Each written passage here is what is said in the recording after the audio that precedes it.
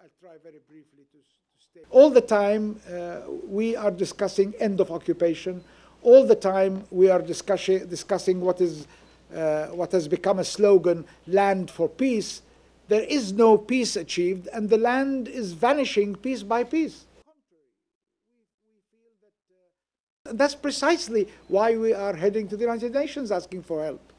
Not as a substitute for negotiations, but to really be able, once the conditions for negotiations are achieved, to be able to go back to negotiations with international support to end the occupation and to create an independent Palestinian state on the ground, not with occupied territory as it would be today, but with free territory as neighbor of the State of Israel, which sits on the other side of the 1967 border.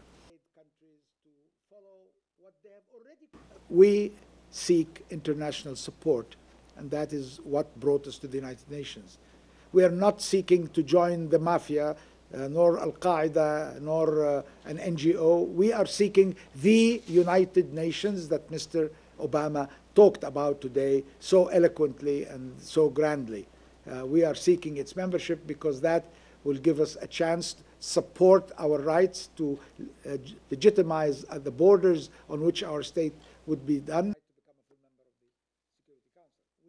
There is an Arab peace process that is very clear. Once Israel withdraws from the lands it occupied in 1967 and resolves the remaining issues, including refugees, the whole Arab world would recognize it and normalize relations with it. This was joined by the OIC, the Islamic organization. So there are now 57 Arab and Muslim countries ready to recognize Israel the moment Israel goes back from its occupation of the Palestinian people.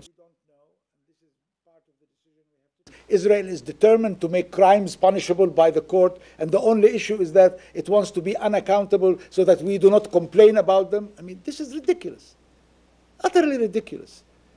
We are not going to the International Criminal Court to harass Israel, because if we do that harassment once or twice, we lose credibility, and they will not even accept any complaint from us hereafter.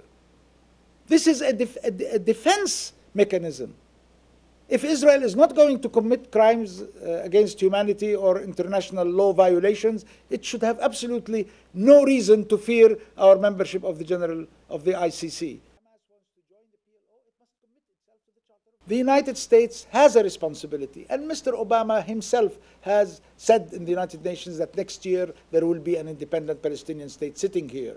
He had spent a lot of time urging Israel to stop all settlement activities, and then he backed up. For whatever reasons, we cannot back up. He backs up, but we cannot back up.